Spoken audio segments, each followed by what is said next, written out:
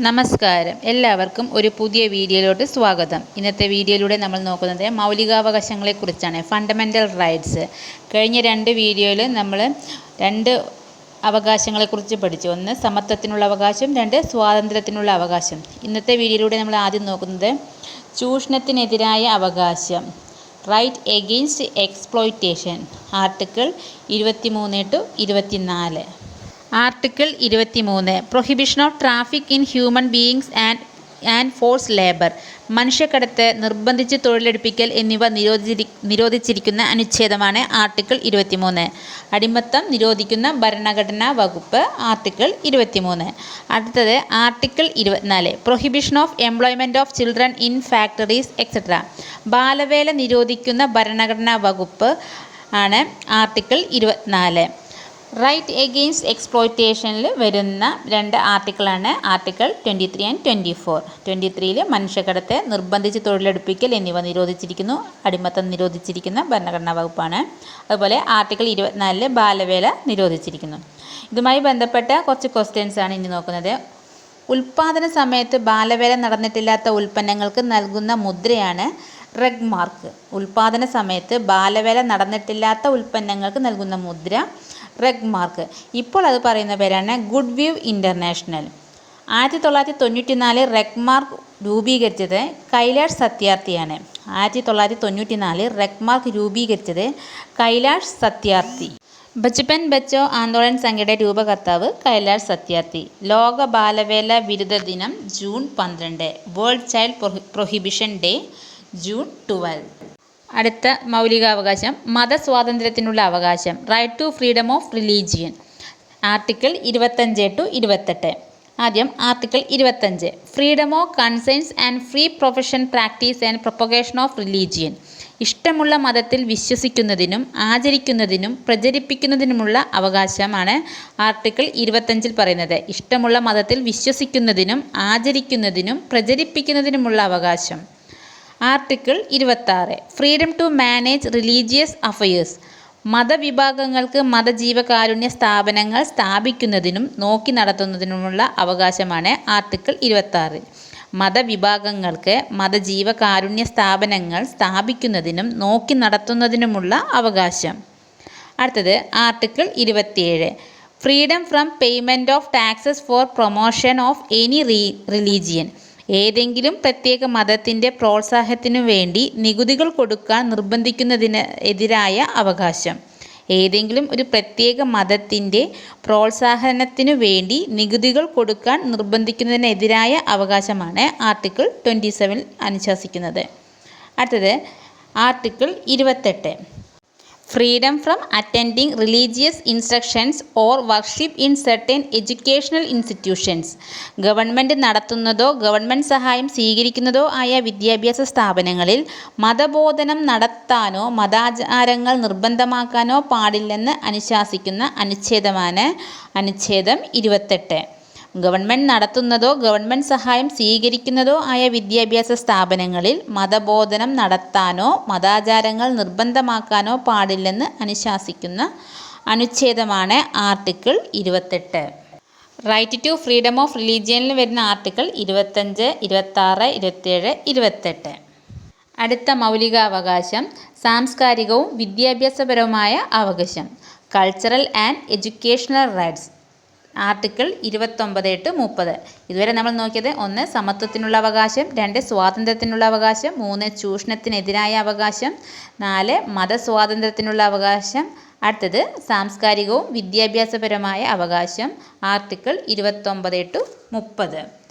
Article 29 protection of language, script and culture of minorities, ന്യൂനപക്ഷ വിഭാഗങ്ങളുടെ ഭാഷ, ലിപി, സംസ്കാരം എന്നിവയുടെ സംരക്ഷണമാണ് ആർട്ടിക്കിൾ 29. ന്യൂനപക്ഷ വിഭാഗങ്ങളുടെ ഭാഷ, ലിപി, സംസ്കാരം എന്നിവയുടെ സംരക്ഷണം. അടുത്തത് article 30 right of minorities to establish and administer educational institution, ന്യൂനപക്ഷ വിഭാഗങ്ങൾക്ക് വിദ്യാഭ്യാസ സ്ഥാപനങ്ങൾ ആരംഭിക്കുന്നതിനും നടത്തുന്നതിനുമുള്ള അവകാശമാണ് ആർട്ടിക്കിൾ 30 പറയുന്നത്. Right of minorities to establish and administer educational institutions. അടുത്ത മൗലികാവകാശമാണ് ഭരണഘടനാപരമായ പ്രതിവിധിക്കുള്ള അവകാശം. Right to constitutional remedies. Article 32. ഇതുമായി ബന്ധപ്പെട്ട് കുറച്ച് ക്വസ്റ്റ്യൻസ് ആണ് നോക്കുന്നത്. ഭരണഘടനയുടെ ഹൃദയവും ആത്മാവും എന്ന് BR അംബേദ്കർ വിശേഷിപ്പിച്ച അനുച്ഛേദം 32. സുപ്രീം കോടതിക്ക് റിട്ട് പുറപ്പെടുവിക്കുന്നതിനുള്ള അധികാരം നൽകുന്ന അനുച്ഛേദം ആർട്ടിക്കിൾ 32. ഹൈക്കോടതിക്ക് റിട്ട് പുറപ്പെടുവിക്കുന്നതിനുള്ള അധികാരം നൽകുന്ന അനുച്ഛേദം ആർട്ടിക്കിൾ 226. മൗലികാവകാശങ്ങൾ സംരക്ഷിക്കുന്നതിനായി കോടതി പുറപ്പെടുവിക്കുന്ന ഉത്തരവാണ് റിട്ട്. റിട്ട് എന്ന ആശയം എടുത്തിരിക്കുന്നത് ബ്രിട്ടനിൽ നിന്നാണ്. ആകെ റിട്ടുകളുടെ എണ്ണം 5. അടുത്തത് റിട്ടുകൾ. റിട്ടുകൾ എന്ന് പറഞ്ഞാൽ മൗലികാവകാശങ്ങൾ സംരക്ഷിക്കുന്നതിനായി കോടതി പുറപ്പെടുവിക്കുന്ന ഉത്തരവാണ് റിട്ട്. റിട്ട് ആകെ 5 എണ്ണമാണുള്ളത്. 1 ഹേബിയസ് കോർപ്പസ്, 2 മാൻഡമസ്, 3 പ്രൊഹിബിഷൻ, 4 കോ വാറൻറ്റോ, 5 സെർഷ്യോററി. ആദ്യം ഹേബിയസ് കോർപ്പസ്. നിങ്ങൾക്ക് ശരീരം ഏറ്റെടുക്കാം എന്നർത്ഥം വരുന്നു. ഹേബിയസ് കോർപ്പസ് തടവിലാക്കപ്പെട്ട ഒരു വ്യക്തിയെ കോടതി മുമ്പാകെ ഹാജരാക്കുന്നതിന് വേണ്ടി നൽകുന്ന ഉത്തരവാണ് ഹേബിയസ് കോർപ്പസ്. തടവിലാക്കപ്പെട്ട ഒരു വ്യക്തിയെ കോടതി മുമ്പാകെ ഹാജരാക്കുന്നതിന് വേണ്ടി നൽകുന്ന ഉത്തരവാണ് ഹേബിയസ് കോർപ്പസ്. വ്യക്തി സ്വാതന്ത്ര്യത്തിൻ്റെ സംരക്ഷകൻ എന്നറിയപ്പെടുന്ന റിട്ടാണ് ഹേബിയസ് കോർപ്പസ്. അപ്പോൾ നിങ്ങൾക്ക് ശരീരം ഏറ്റെടുക്കാം എന്ന അർത്ഥം വരുന്നത് ഹേബിയസ് കോർപ്പസ്. തടവിലാക്കപ്പെട്ട ഒരു വ്യക്തിയെ കോടതി മുമ്പാകെ ഹാജരാക്കുന്നതിന് വേണ്ടി നൽകുന്ന ഉത്തരവാണ് ഹേബിയസ് കോർപ്പസ്. അതുപോലെ വ്യക്തി സ്വാതന്ത്ര്യത്തിൻ്റെ സംരക്ഷകൻ എന്നറിയപ്പെടുന്നതും ഹേബിയസ് കോർപ്പസ് ആണ്. അടുത്ത റിട്ടാണ് മാൻഡമസ്. നാം കൽപ്പിക്കുന്നു എന്നർത്ഥം വരുന്ന റിട്ടാണ് മാൻഡമസ്. ചുമതലകൾ നിറവേറ്റാൻ ആജ്ഞാപിക്കുന്ന നിയമാനുസൃതമായ പ്രമാണമാണ് മാൻഡമസ്. അടുത്തത് പ്രൊഹിബിഷൻ. വിലക്കുക എന്നർത്ഥം വരുന്നു. ഒരു കീഴ്ക്കോടതി അതിൻ്റെ അധികാരപരിധി ലംഘിക്കുകയോ നീതി നിയമങ്ങൾക്കെതിരെ പ്രവർത്തിക്കുകയോ ചെയ്യുന്നതിന് തടയുന്നത് പ്രൊഹിബിഷൻ. വിലക്കുക എന്നർത്ഥം വരുന്നു. അതുപോലെ ഒരു കീഴ്ക്കോടതി അതിൻ്റെ അധികാരപരിധി ലംഘിക്കുകയോ നീതി നിയമങ്ങൾക്കെതിരെ പ്രവർത്തിക്കുകയോ ചെയ്യുന്നതിനെ തടയുന്ന റിട്ടാണ് പ്രൊഹിബിഷൻ. അടുത്തത് കോ വാറൻറ്റോ. എന്തധികാരം എന്നർത്ഥം വരുന്ന റിട്ടാണ് കോ വാറൻറ്റോ. അർഹതയില്ലാത്ത പദവിയിലിരിക്കുന്ന ഉദ്യോഗസ്ഥന് എതിരെ നൽകുന്ന റിട്ടാണ് കോ വാറൻറ്റോ. അടുത്ത റിട്ട് സെർഷ്യോററി. വിവരം നൽകുക, സാക്ഷ്യപ്പെടുത്തുക എന്നർത്ഥം വരുന്നു. കീഴ്ക്കോടതിയിൽ നിന്നും ഒരു കേസ് മേൽക്കോടതിയിലേക്ക് മാറ്റാനുള്ള ഉത്തരവ് പുറപ്പെടുവിക്കുന്ന റിട്ടാണ് സെർഷ്യോററി. അപ്പോൾ 5 റിട്ടുകളാണുള്ളത്. 1 ഹേബിയസ് കോർപ്പസ്, 2 മാൻഡമസ്, 3 പ്രൊഹിബിഷൻ, 4 കോ വാറൻറ്റോ, 5 സെർഷ്യോററി. അടുത്തത് ഫണ്ടമെൻ്റൽ റൈറ്റ്സ് എന്ന് വരുന്ന കുറച്ച് ക്വസ്റ്റ്യൻസ് ആണ് നോക്കുന്നത്.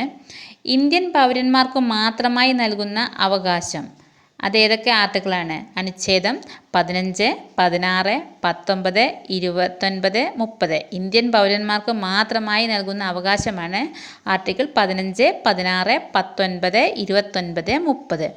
വിദേശത്തു നിന്ന് വന്നവർക്കും ഇന്ത്യൻ പൗരന്മാർക്കും നൽകുന്ന അവകാശം അനുച്ഛേദം 14, പിന്നെ 20, 21, 21A, 22, 23, 24, 25, 26, 27, 28. ഈ ആർട്ടിക്കിൾ വിദേശത്തു നിന്ന് വന്നവർക്കും ഇന്ത്യൻ പൗരന്മാർക്കും നൽകുന്ന അവകാശമാണ്. സ്വകാര്യത മൗലികാവകാശമാണെന്ന് സുപ്രീം കോടതി വിധിച്ചത് 2017 ഓഗസ്റ്റ് 24. സ്വകാര്യത മൗലികാവകാശമാണെന്ന് സുപ്രീം കോടതി വിധിച്ചത് 2017 ഓഗസ്റ്റ് 24. സുപ്രീം കോടതി വിധിക്ക് ആധാരമായി ചൂണ്ടിക്കാണിച്ച അനുച്ഛേദം ആർട്ടിക്കിൾ 21. വിധി പ്രഖ്യാപിച്ച 9 അംഗ ബെഞ്ചിൻ്റെ അധ്യക്ഷനായിരുന്നു ജസ്റ്റിസ് JS ഗെഹാർ. ഇത്രയുമാണ് മൗലികാവകാശങ്ങളെക്കുറിച്ച് പഠിക്കാനുള്ളത്. ഫണ്ടമെൻ്റൽ റൈറ്റ്സ് 6 ഫണ്ടമെൻ്റൽ റൈറ്റ്സ് ആണുള്ളത്. Right to equality, right to freedom, right against exploitation, right to freedom of religion, cultural and educational rights and right to constitutional remedies. നാളെ മറ്റൊരു വീഡിയോയുമായി വീണ്ടും വരാൻ. Thank you for watching my video.